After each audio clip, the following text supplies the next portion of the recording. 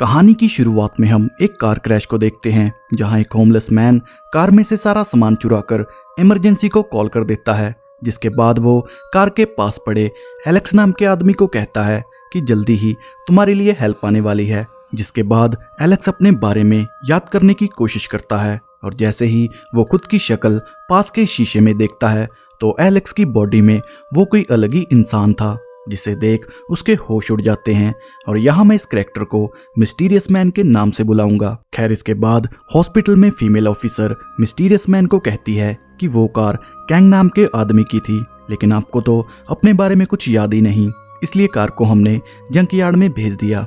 फिर थोड़ा सोचने के बाद मिस्टीरियस मैन को अपने पास एलेक्स के घर की चाबी मिलती है, जिसे फॉलो कर वो एलेक्स के घर पहुंच जाता है। लेकिन तभी 12 बजते ही आसपास की चीजें बदलने लगती हैं और मिस्टीरियस मैन एक नाइटमेयर के साथ चीफ ली की बॉडी में पहुंच जाता है, जिसे देख मिस्टीरियस मैन के तोते उड़ जाते हैं कि अभी तो मैं एलेक्स के घर बैठा था। जिसके थोड़ी देर बाद वो एलेक्स के घर जाने का तय करता है ताकि उसे कुछ पता चल सके। लेकिन तभी एलेक्स के लोग उसे फोन कर अपने पास बुलाते हैं, जहां एलेक्स उन्हें कहता है कि मुझे कुछ याद नहीं, मेरे साथ क्या हुआ, मैं बस अपने घर पहुंच गया। और तभी सार्जेंट वन आकर उसे अपने साथ ले जाता है, जिसे देख हम समझ जाते हैं कि एलेक्स तो खैर, इसके बाद मिस्टीरियस मैन उसी होमलेस मैन को जाकर मिलता है, जहां वो होमलेस मैन को अपनी सारी सिचुएशन एक्सप्लेन करता है कि कैसे उसने 2 लोगों की बॉडी को बदल दिया। और इसी के साथ मिस्टीरियस मैन उसे कहता है कि शहर के बारे में मुझे सब कुछ याद है, लेकिन अपने बारे में मुझे कुछ याद नहीं। और तभी फिर से आसपास की चीजें बदलने लगती हैं और एक नाइटमेयर के साथ मिस्टीरियस मैन डायरेक्टर पार्क की बॉडी में ट्रांसफर हो जाता है, जहां ठीक उसके सामने एलेक्स को टॉर्चर किया जा रहा था, जो कि डायरेक्टर पार्क को कहता है कि मैंने कुछ नहीं किया, तुमने जो आदेश दिया मैंने उसी हिसाब से काम किया। जिसके बाद वो वॉशरूम में खुद की शक्ल देख फिर से सोच में पड़ जाता है और तभी उसे सार्जेंट वन अपनी गर्लफ्रेंड के साथ दिखता है। जिसके बाद मिस्टीरियस मैन घड़ी के टाइम को देख समझ जाता है कि हर 12 घंटे के बाद वो बॉडी को चेंज कर लेता है। और यहाँ वो डिसाइड करता है कि उसे शांत रहकर शुरू से इन्वेस्टिगेशन करनी होगी, जिसके चलते वो उसी जंक यार्ड में पहुंच जाता है जहां कैंग की कार थी, जिसके बारे में उसे फीमेल ऑफिसर ने बताया था। और कार के पास पहुंचकर उसे एक लड़की की फोटो मिलती है, जिसे देख मिस्टीरियस मैन को कुछ याद आने लगता है।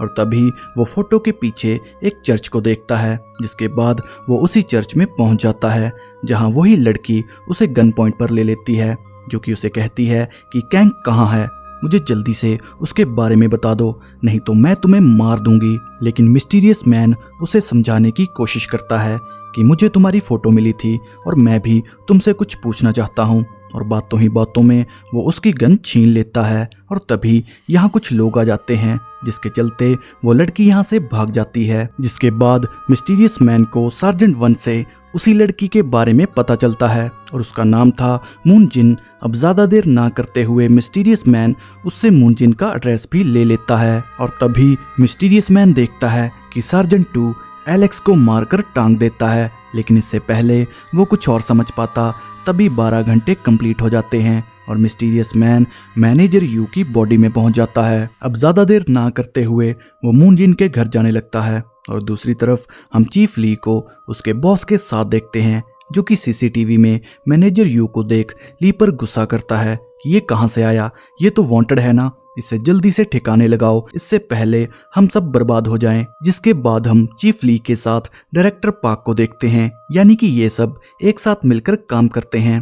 खैर, दूसरी तरफ हम मैनेजर यू को यानी कि मिस्टीरियस मैन को मूनजिन के घर देखते हैं, जिससे मूनजिन के घर में अपनी फोटो मूनजिन के साथ दिखती है। और यहीं मिस्टीरियस मैन और हम जान पाते हैं कि ये कोई और नहीं बल्कि कैंग है। और इधर डायरेक्टर पार्क चीफ ली को कहता है कि कैंग और उसकी बीवी मूनजिन अभी भी लापता है, हम उन्हें ढूंढने की कोशिश में लगे हैं।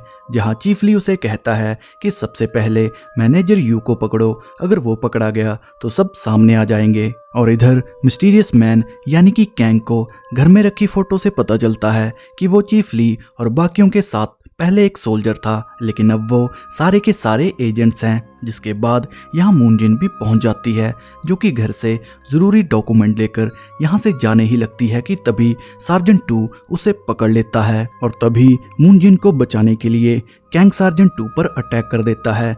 और कैंग के फाइटिंग स्किल्स को देख सार्जेंट 2 अजीब सी सोच में पड़ जाता है, जैसे कि वो इन स्किल्स को बहुत ही अच्छे से जानता हो। खैर इसके बाद कैंग और मूनजिन यहाँ से भागने लगते हैं, जहाँ रास्ते में मूनजिन यू से कैंग के बारे में पूछती है, जो कि उसे कहता है कि मैं ही कैंग हूँ। लेकिन मूनजिन उसे धमकी देकर यहाँ से चली जाती है कि अगर कैंग को कुछ हुआ तो मैं तुम्हें मार दूंगी। जिसके बाद कैंग को सार्जेंट 1 से पता चलता है कि कार एक्सीडेंट वाली रात एलेक्स कैंग की बॉडी को लेकर भाग गया था। जिसके बाद डायरेक्टर पार्क दोनों सार्जेंट को कहता है कि कल हम अच्छी डील करने वाले हैं, इसलिए इन सबको ठिकाने लगा दो ताकि कल कोई मुसीबत ना हो। और तभी सार्जेंट 2 पार्क को कहता है कि कुछ घंटों से हमारे आसपास के लोग, यहाँ तक कि मैनेजर यू भी अजीब सी हरकतें कर रहा था, क्योंकि मैनेजर यू के फाइटिंग स्किल्स बिल्कुल कैंग जैसे थे। और तभी डायरेक्टर पार्क को उसके आदमी की कॉल आती है, जो कि ठीक मूनजिन के सामने बैठा था,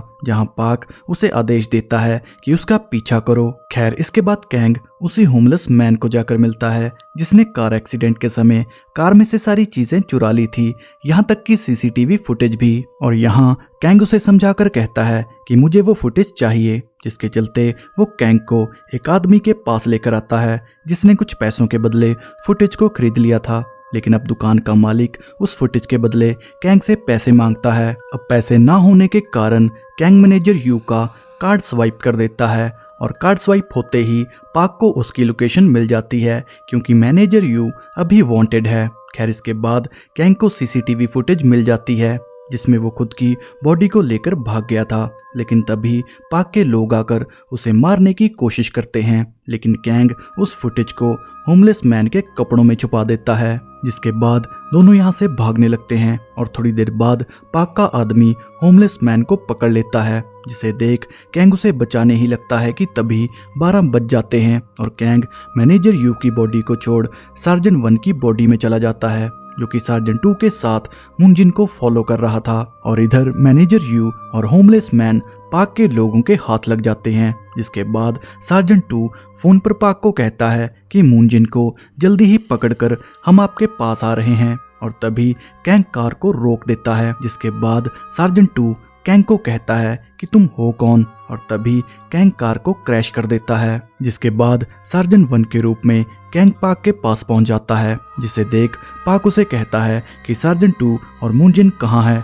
तभी कैंग उसे बताता है कि सार्जेंट 2 थोड़ी देर में मूनजिन के साथ यहाँ पहुंच जाएगा। और तभी पार्क अपने आदमी को कहता है कि भिखारी को मार दो, वैसे भी साले ने दिमाग खराब कर दिया था बॉडी चेंज का चैप्टर सुनाकर। खैर अब यहाँ कैंग होमलेस मैन को मारने के बहाने से लेकर भाग जाता है, लेकिन होमलेस मैन अभी भी डर रहा था। पर कैंग उसे समझाता है कि मैं बॉडी चेंजर हूँ, और इसे सुन होमलेस मैन को थोड़ी तसल्ली मिलती है। और तभी पार्क के पास सार्जेंट 2 आता है, जो कि मूनजिन के बिना आया था, जिसे देख पार्क उसे सजा देने का तय करता है। जिसके बाद पार्क मैनेजर यू को धमकाने लगता है कि कैंग को तुमने कहाँ छुपा रखा है, जहाँ यू उसे कहता है कि वो मेरा दोस्त है, मैं तुम्हें कभी नहीं बताऊंगा कि वो कहाँ है। और इधर मूनजिन को इन्वेस्टिगेशन से पता चलता है कि कैंग एक फैक्ट्री की लोकेशन पर है, जहां पहले चीफ ली के एजेंट्स का ट्रीटमेंट किया जाता था। खैर अब यहाँ पार्क का वही आदमी पहले से ही मूनजिन का पीछा कर रहा था,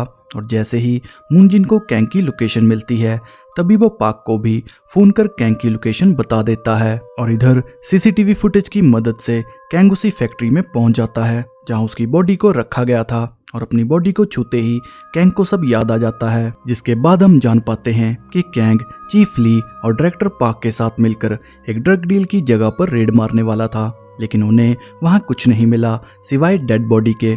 लेकिन यहाँ कैंग को मैनेजर यू का लाइटर मिल जाता है, जिसे वो बाकियों से छुपाकर अपने पास रख लेता है। जिसके बाद डायरेक्टर पार्क कैंग को कहता है कि मुझे इसमें मैनेजर यू का हाथ लगता है, क्योंकि वो कल से गायब है। अगर तुम्हें कुछ भी उसके बारे में पता चले तो हमें इन्फॉर्म कर देना। अब यहाँ जिस ड्रग्स की डील होने वाली थी, उस ड्रग्स का नाम था ईट्रैक्स, जिसे थाईलैंड में बनाया गया था, जो कि नई किस्म की और लूसी मूवी में दिखाई गई ड्रग से मेल खाती थी।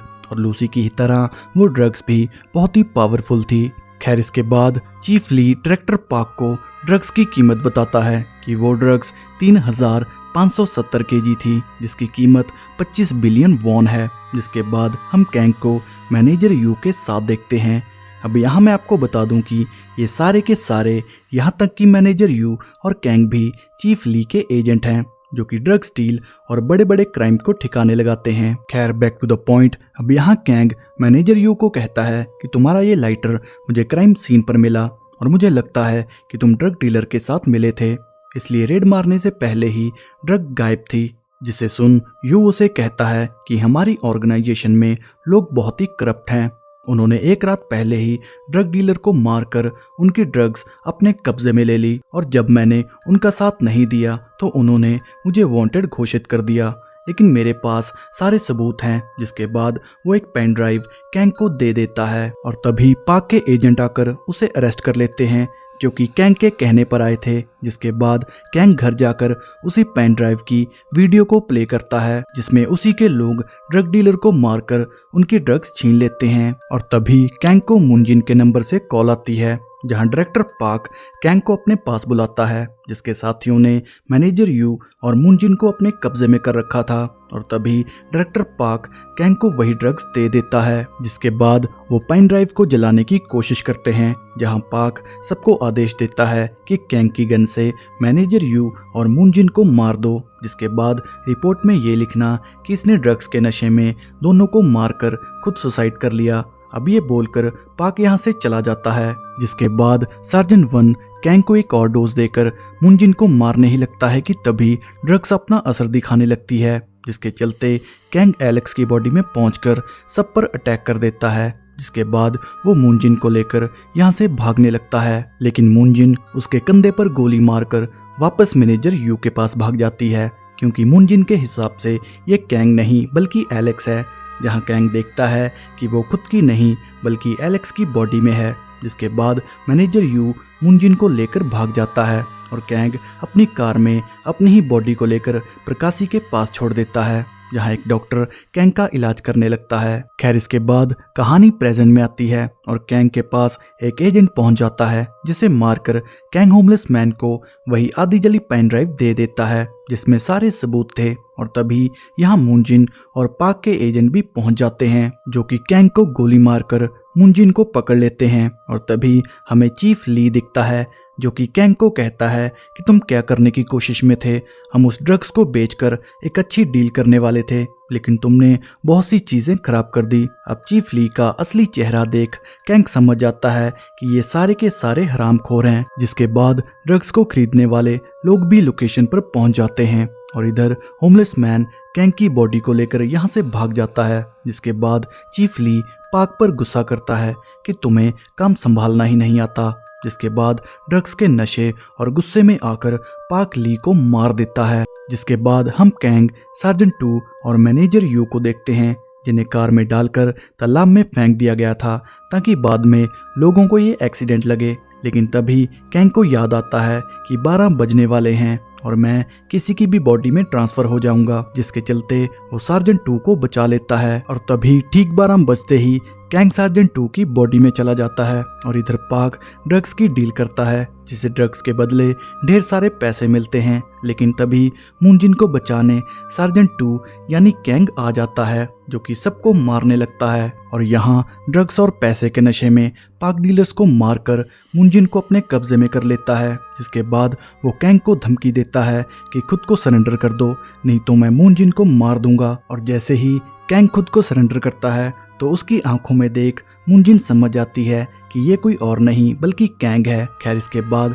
कैंग और पाक में फाइट होती है और इससे पहले वो कैंग को मार पाता तभी मुनजिन पाक को शूट कर मार देती है। जिसके बाद हम देखते हैं कि होमलेस मैन ने कैंग की बॉडी को मुनजिन के हवाले कर दिया था। फिर थोड़े दिन बाद मुनजिन उस पेन ड्राइव को पुलिस के हवाले कर देती है, जिससे सभी के राज खुल जाते हैं। और कहानी के आखिर में कैंग और मुनजिन के साथ ये मूवी की कहानी यहीं पर एंड हो जाती है। तो अब हम बात करते हैं कि कैंग बॉडी को कैसे चेंज कर रहा था, वो भी उन्हीं लोगों में जो उसके साथ जुड़े थे।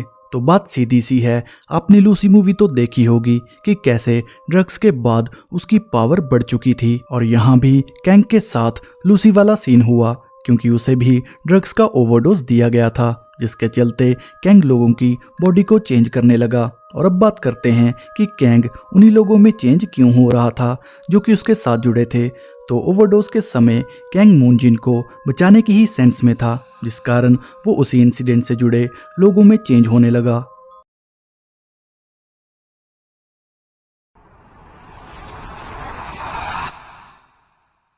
तो कहानी की शुरुआत साइको किलर किम से होती है, जिसे अदालत 15 साल की सजा सुनाती है क्योंकि किम ने जेनी नाम की लड़की को बेरहमी से मार दिया।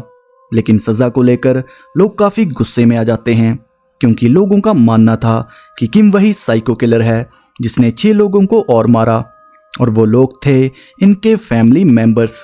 पर कोर्ट के पास उन 6 क्राइम को लेकर कोई सबूत नहीं था, इसलिए किम को 15 साल की ही सजा होती है। पर तभी ऑफिसर डे किम को धमकी देता है कि मैं तुझे छोड़ूंगा नहीं क्योंकि तूने मेरे पार्टनर चीफ नाम को मार दिया।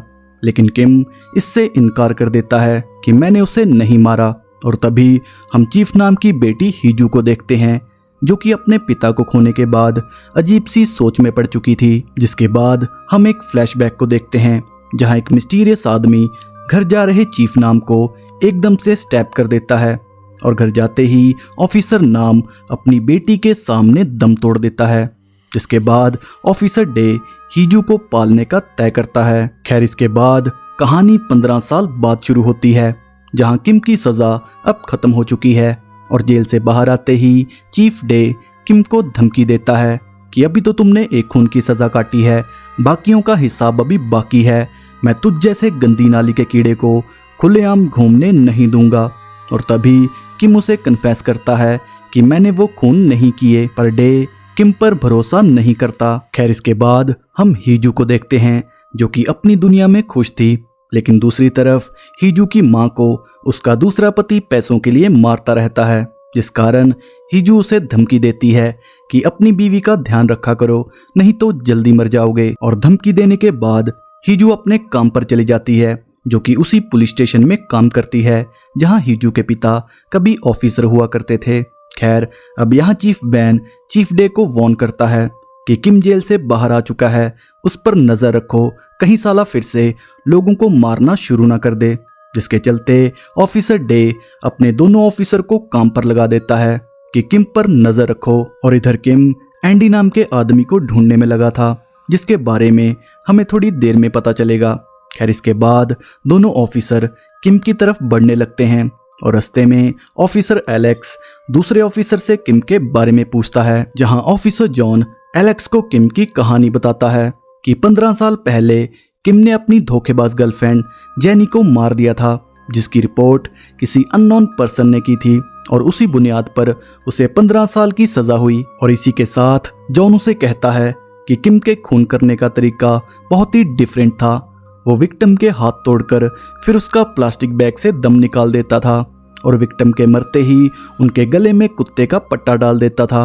अब किम की कहानी को सुन एलेक्स की 2 दूनी 4 हो जाती है। और इधर किम अपने होटल के रूम में एक प्रोस्टिट्यूट के साथ था, और किम की हरकत देख वो लड़की अपने पार्टनर को गालियां देने लगती है।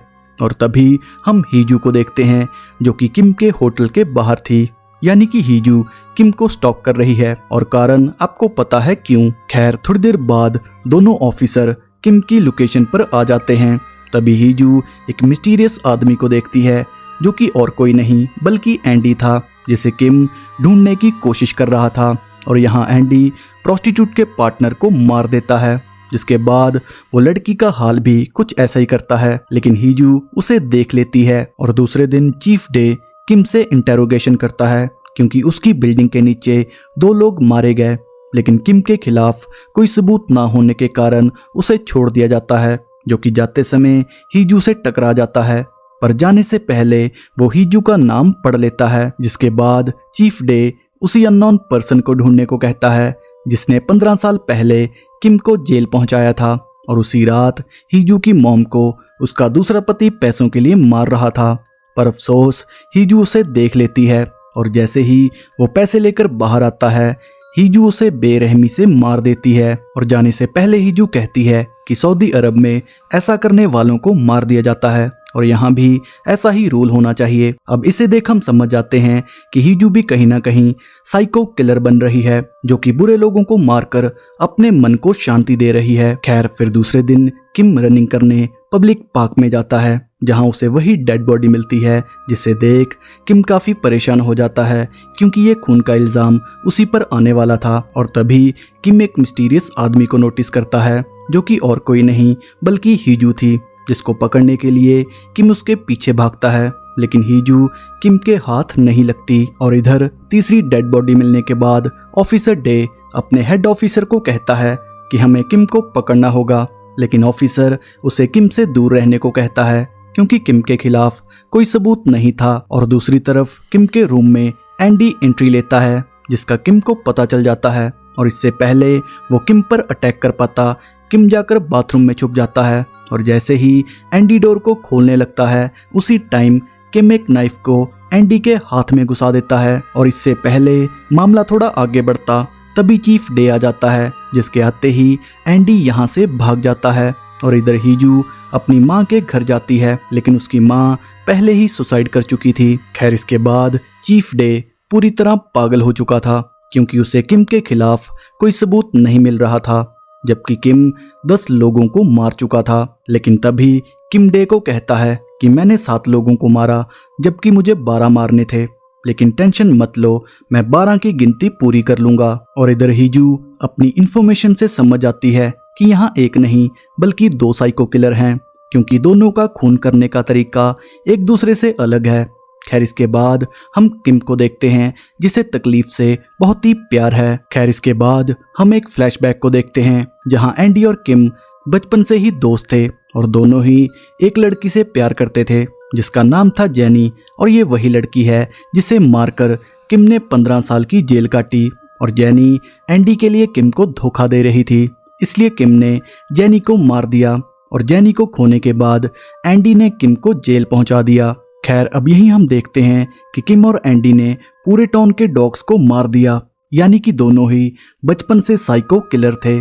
खैर, अब कहानी प्रेजेंट में आती है, जहां चीफ डे को किम और एंडी से जुड़ी इन्फॉर्मेशन मिलती है और इन्फॉर्मेशन को देख चीफ डे सब समझ जाता है, जिसके बाद चीफ डे प्लान बनाता है कि एंडी की इन्फॉर्मेशन हम किम को दे देंगे और जैसे ही किम उसे मारने जाएगा, उसी समय हम उसे अरेस्ट कर लेंगे और कोर्ट में ये प्रूफ देंगे कि किम विटनेस को मारना चाहता था। और प्लान के हिसाब से एंडी की इन्फॉर्मेशन किम को दे दी जाती है, जहां किम एंडी को जाकर धमकी देता है कि आज की रात तेरी आखिरी रात होगी। और इधर हीजू एक शॉप से कुत्ते का पट्टा खरीदती है और यही हम देखते हैं कि हीजू ने पुलिस स्टेशन से एंडी की सारी इन्फॉर्मेशन निकाल ली और इन्फॉर्मेशन के हिसाब से ढेर सारी कांच की बोतल लेकर हीजू एंडी के घर जाती है।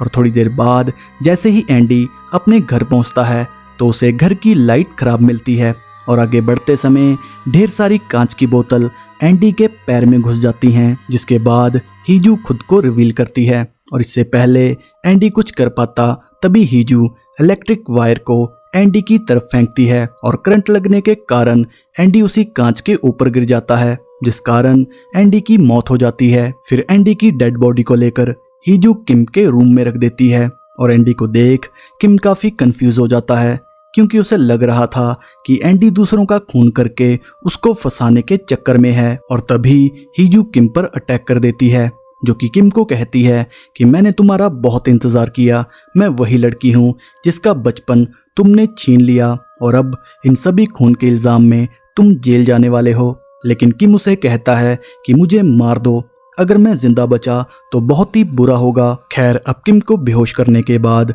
हीजू यहाँ से चली जाती है और थोड़ी देर बाद यहाँ पर पुलिस भी पहुँच जाती है, लेकिन किम उन्हें कहीं नहीं मिलता। और पास के रूम में ऑफिसर एलेक्स को जख्मी कपल मिलता है, जिन्हें एम्बुलेंस में डालकर हॉस्पिटल भेज दिया जाता है। लेकिन थोड़ी देर बाद चीफ डे समझ जाता है कि जिस कपल को उन्होंने एम्बुलेंस में भेजा उसमें किम था, क्योंकि लड़की का पार्टनर बेड के नीचे पड़ा था। और इधर किम लड़की को मारकर यहाँ से भाग जाता है। फिर दूसरे दिन हेड ऑफिसर सबको धमकी देता है कि कैसे भी किम को अरेस्ट करो नहीं तो मैं तुम्हारी नौकरी खा जाऊंगा। जिसके बाद पूरे शहर में किम के वांटेड पोस्टर लग जाते हैं, जिन्हें देख किम एक जर्नलिस्ट को कॉल करता है कि पुलिस मुझे फंसाने की कोशिश कर रही है क्योंकि उनके पास कोई सबूत नहीं है। और जैसे ही ये खबर अखबार में छपती है तो हेड ऑफिसर सबको धमकी देता है कि उसे जल्दी पकड़ो। और इधर हीजू अपनी जिंदगी में नॉर्मल हो चुकी थी क्योंकि किम को सजा मिलने के बाद वो अपने सपनों को भी पूरा कर पाएगी। लेकिन न्यूज़पेपर में आर्टिकल को देख हीजू प्लान को बदल लेती है, जिसके बाद वो चीफ डे को हौसला देती है कि आपको सच्चाई के लिए लड़ना होगा। और इधर किम को एक बात तंग कर रही थी कि जो लड़की उसे मारने आई थी वो कम से कम 20 साल की लग रही थी, लेकिन उसका मुझसे क्या लेना देना। और इसी बात को क्लियर करने वो एक नेट कैफे में जाता है जहां किम अपने सभी विक्टिम्स की खबर पढ़ता है। और तभी उसे हीजू दिखती है क्योंकि सभी विक्टिम में से सिर्फ हीजू ही एक लड़की थी जो 15 साल पहले बच्ची थी। और तभी नेट कैफे का एम्प्लॉय किम को पहचान जाता है कि ये तो वांटेड किम है। जिसके बाद वो ऑफिसर एलेक्स को रिपोर्ट कर देता है, लेकिन इससे पहले डे किम को पकड़ पाता किम उसे चकमा देकर भाग जाता है, जो कि एलेक्स को बंधक बनाकर पुलिस स्टेशन में पहुंचता है जहां किम नकली ऑफिसर बनकर हीजू की इंफॉर्मेशन निकाल लेता है। लेकिन चीफ डे के आते ही किम यहां से भाग जाता है, जिसके बाद चीफ डे को रिपोर्ट मिलती है कि किम हीजू के बारे में पूछ रहा था। और इंफॉर्मेशन लेने के बाद वो यहां से भाग गया। और हीजू का नाम सुनकर सभी ऑफिसर हीजू के घर की तरफ निकल पड़ते हैं। और इधर किम हीजू के घर पर पहुंच चुका था जहां हीजू और किम एक दूसरे को स्टैप कर देते हैं, जिसके बाद दोनों में चूहे बिल्ली का खेल शुरू हो जाता है। और इसी बीच हीजू डे को कॉल कर अपनी लोकेशन बता देती है। और कुछ ही देर में हीजू किम को एक पब्लिक पार्क में ले आती है जहां बहुत ही आराम से हीजू झूला झूलने लगती है। जिसके बाद हीजू किम को कहती है कि अब सजा का वक्त है, हम दोनों ने बहुत से लोगों को मारा, लेकिन आज मैं जो भी हूँ उसका कारण तुम हो, इसलिए सजा तो बनती है। और उसी समय गले में पहने हुए पट्टे से हीजू सुसाइड कर लेती है। और हीजू को देख किम भी सोच में पड़ जाता है कि असली साइको किलर मैं था या फिर हीजू। खैर थोड़ी देर बाद पुलिस भी यहाँ पर पहुँच जाती है और हीजू को देख ऑफिसर डे टूट जाता है क्योंकि वो हीजू को अपनी बेटी मानता था। और थोड़े दिन बाद किम को अदालत मौत की सजा सुनाती है, यानी कि हीजू का प्लान काम कर गया। फिर कहानी के आखिर में चीफ डे को हीजू के घर में ये मिलता है, जिसे देख ऑफिसर डे समझ आता है, लेकिन ये बात वो किसी को नहीं बताता। और इसी के साथ ये मूवी की कहानी यहीं पर एंड हो जाती है। तो बात करते हैं कुछ डिटेल्स की। तो हीजू के पिता जिस केस पर काम कर रहे थे वो केस था साइको किलर्स का, जिसमें शामिल थे एंडी और किम। और जैसे ही दोनों को इसका पता चला तो उन्होंने चीफ नाम को मार दिया। और मेरी थ्योरी के हिसाब से चीफ नाम को एंडी ने मारा, क्योंकि उसके मारने का तरीका हम एक बार देख चुके हैं और वही तरीके से उसने चीफ नाम को मारा। और अब बात करते हैं कि हीजू ने एंडी को क्यों मारा। तो यहाँ पर हीजू भी समझ चुकी थी कि उसके पिता को एंडी ने मारा, क्योंकि किम के खून करने का तरीका अलग था और हीजू के पिता जैसे मरे सेम वैसे ही एंडी अपने विक्टिम्स को मारता था, इसलिए हीजू ने एंडी को मार दिया। और रही बात किम को फंसाने की, तो किम भी साइको किलर था जिसने बहुत से बेकसूर लोगों को मारा, इसलिए हीजू ने किम को सजा दिलाने का तय किया। और आखिर में हीजू ने खुद को इसलिए मारा क्योंकि पुलिस के पास कोई सबूत नहीं था कि किम ने सारे खून किए, इसलिए खुद को मारकर हीजू ने एविडेंस पैदा किया कि हीजू के साथ साथ उसने बाकी लोगों को भी मारा। तो अगर आपको ये कहानी अच्छी लगी हो तो वीडियो को लाइक और शेयर करना ना भूलें।